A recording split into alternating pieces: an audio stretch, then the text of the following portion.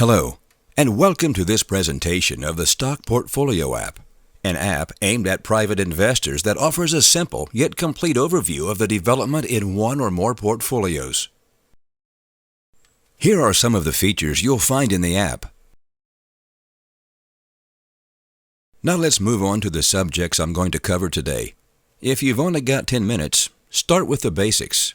That will get you up and running, and then return when you're more comfortable with the app and what to know about the advanced stuff.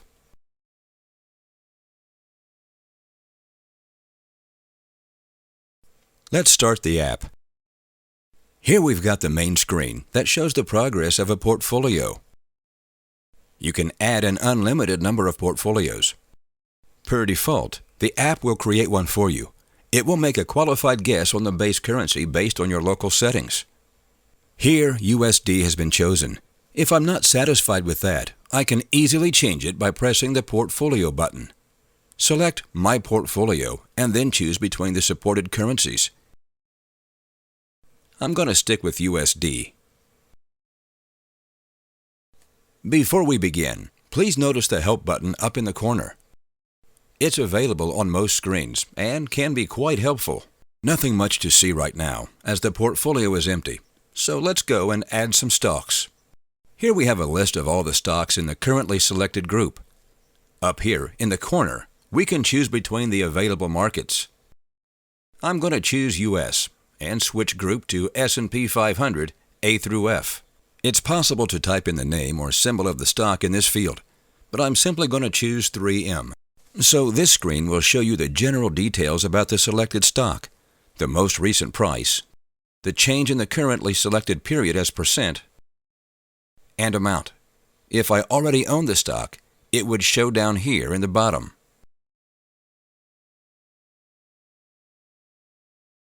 I'm going to register that I bought this stock on 9 April.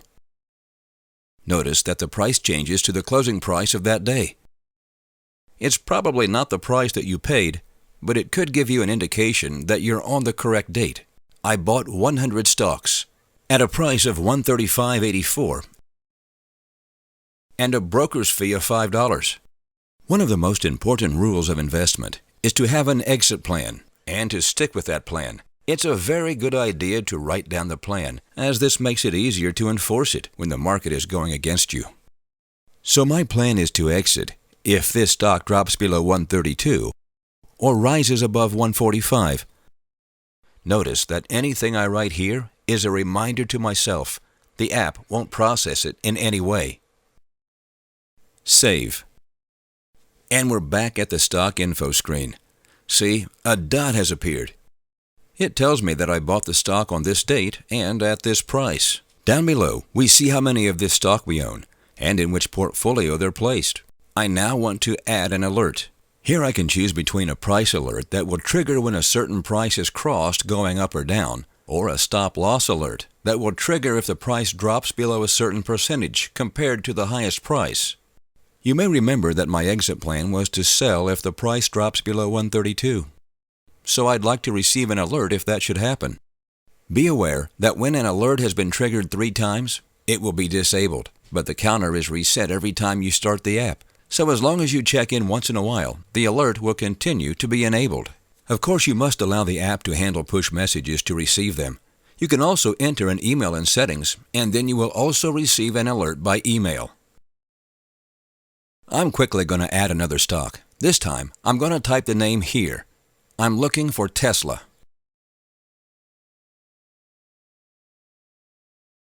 I bought this stock on the 22nd of April. I bought 50 at a price of $215 and a fee of $5.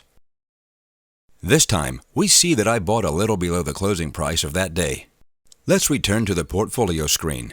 Now we see my 2 stocks in the portfolio, and if I extend the period a bit, you can see that I bought the first stock here, and this leap shows that the next stock was added here.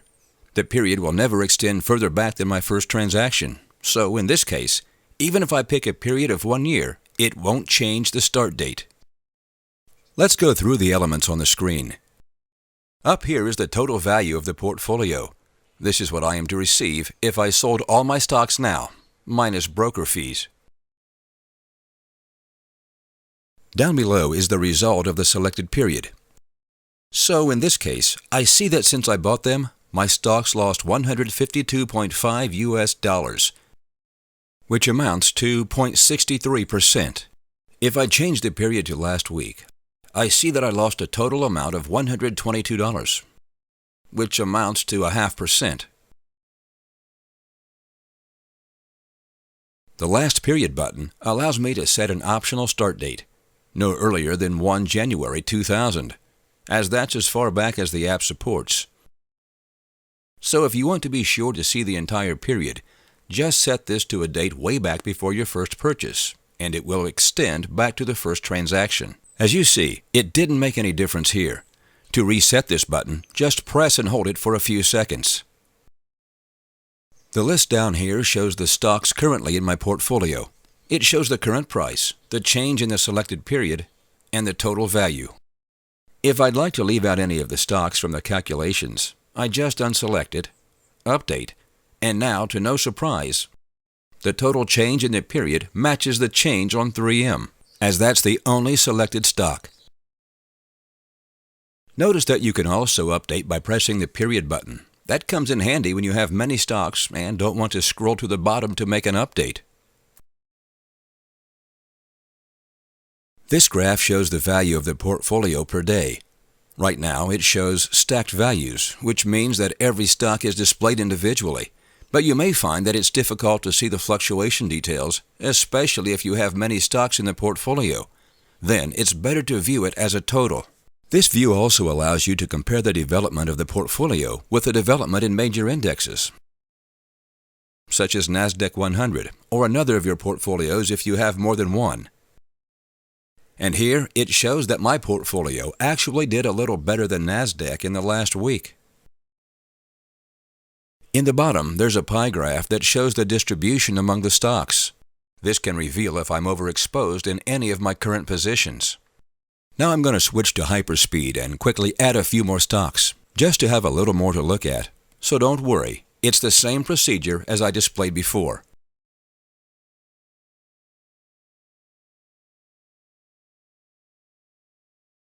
I now have 4 stocks in my portfolio. Notice that Statoil is being traded in Norwegian crowns. The app will automatically convert other currencies to the base currency of the portfolio. So the development in Statoil is, of course, included in the values up here. I'll get back to the subject of currency conversion a little later in this presentation. The stocks are ordered by date of purchase, and I want to register that I sold my 2 late acquisitions, Tesla and Statoil. I'll tap the row and this brings me to the stock info screen. As I showed earlier, up here we have general information about the stock. And down here is a list of the actual stocks that I own. We see that I have 50 Tesla stocks and that I bought them at a price of $215. Right now the price is $201.35, so I'm taking a loss here. I click the row to select it.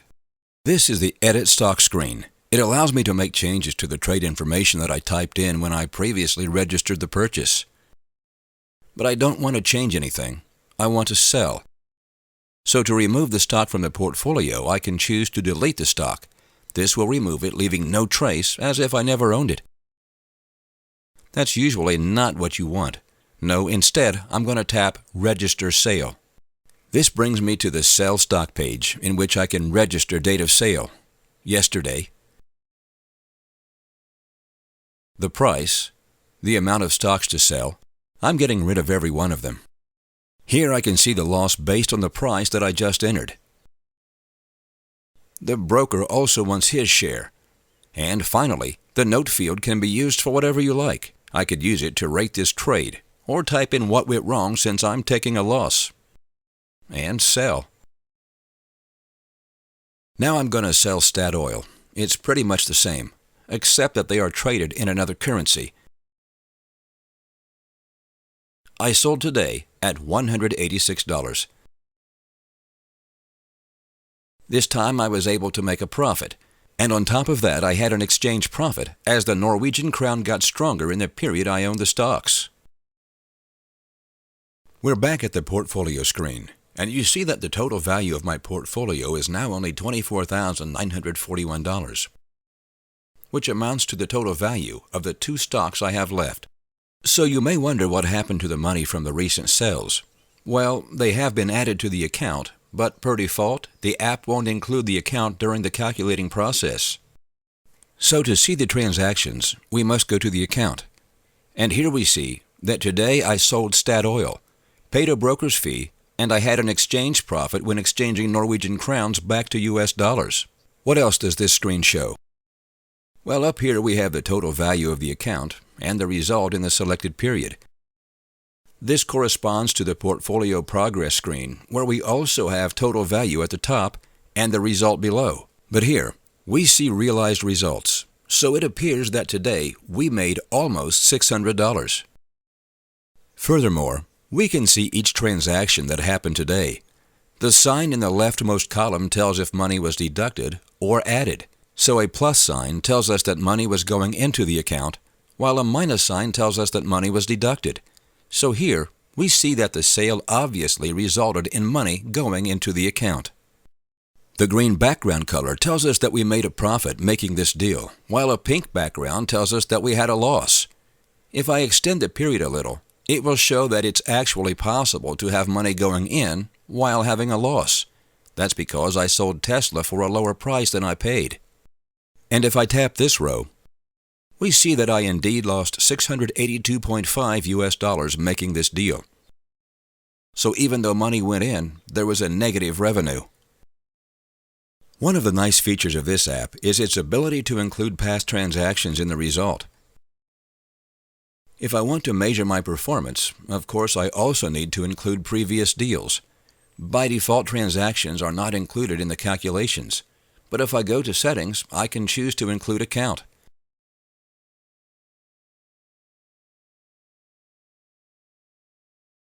And we now see that the total revenue of the past month dropped to $628. We also see that a new row appeared in the list of stocks, the account. I'll now try to leave out the stocks from the calculation. We see that the realized result of the past month is minus 104.49, which matches the amount displayed on the account. This means that I have the complete overview of the development in my portfolio. Not only can I see the unrealized profit of my stocks, but also the previous transactions that affects the result. Until now, I've only looked at income and expenses from buying and selling stocks, but you may also want to register other things that affect your account, such as yields, interest, or expenses. Now let's assume that Nike gave a dividend yield of $100 in March. I open Account, select Add Transaction, select Yield, select the date of payment, and the amount. Before I save, let's just have a look at the available transaction types. Notice that the transfer in-out is marked with a star. That's to indicate that that's the only transaction type that won't affect the result. If I transferred an amount to my trading account, surely that shouldn't affect the result. Now, let's save. And here we have the yield transaction. I'm now going to switch back to Total View. You may have noticed that the total value of my portfolio is now very low, even though I own stocks priced at around $24,000. That's because every time I've bought stocks, a transaction was created, deducting the amount from my account. So actually what I should have done was to make a deposit before I began buying stocks, as I did on my Real Trader account. Fortunately, it's no problem doing it back in time. As you can see, the current amount on my account is minus $24,030.46. But I can see on the Real Trading account that the current balance is $456. So I just need to make a deposit of $24,030.46 plus $456, which equals $24,486.46. And then the app will reflect the amount on my real account. So let's do just that. Press the Add Transaction button, select the date of deposit, and the date of payment, and the amount,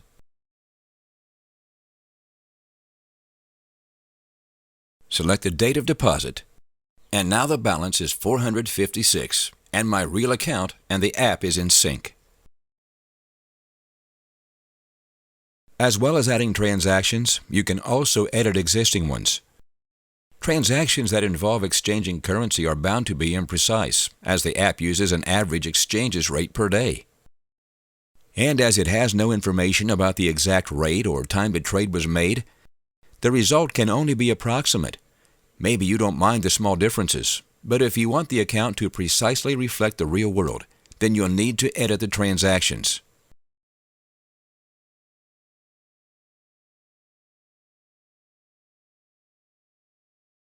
When I sold my Statoil stocks, the app calculated an exchange profit of $63.03. But really the profit amounted to $65. So I'll tap the transaction, correct the amount. And now the balance as well as the revenue of today is $2 higher.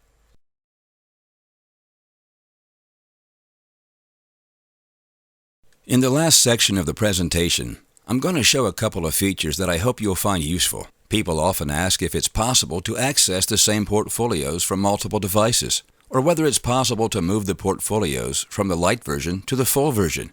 Yes, you can, and it's actually quite simple.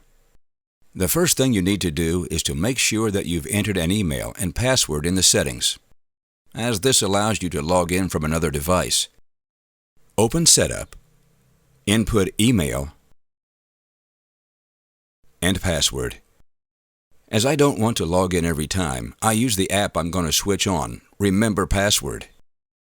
Now I open the app on another device, enter Setup, and type in the same email and password. The app now asks if it's okay to overwrite the existing portfolio. Yes, that's what I want, and again, remember password. And now the same portfolio is available on both devices. The next thing I'd like to show is the possibility to receive daily or weekly status reports by email and push messages. This means that you can automatically receive an overview of your portfolio without remembering to open the app. The feature is switched on in Settings. All you need to do is select whether to receive by mail and/or notification, and select frequency. And then, every day after the market is closed, you'll receive a summary of your portfolio. Surely push messages are very limited, whereas the email will look something like this. In the bottom of the mail, you will also get an overview of today's winners and losers. Finally, I'm going to show you the Stock Portfolio website. It can be used as a supplement to the app. Here you can follow the same stocks as in the app, and of course, see your portfolio and modify it. The website is very fast and responsive, and can also be used from your phone or tablet if you prefer. Over here in the left pane, we've got my portfolio, which doesn't show because I'm not logged in, a list of favorites, and a list of winners and losers. As in the app, it's possible to choose country and group within the country. The site performs quite fast. Adding favorites is as simple as clicking the star. I'm now going to switch to Germany.